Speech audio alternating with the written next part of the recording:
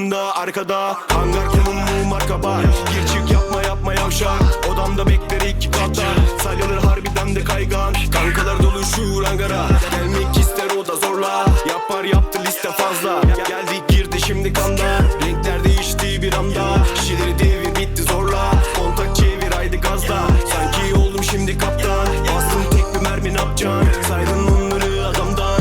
Agaların kolpa anca lafta. Manitan istiyor inatla. Telefon çaldı her dakika. Dedi hadi ver bana vanilya. Yolladı konum bak bir anda ya. Hangar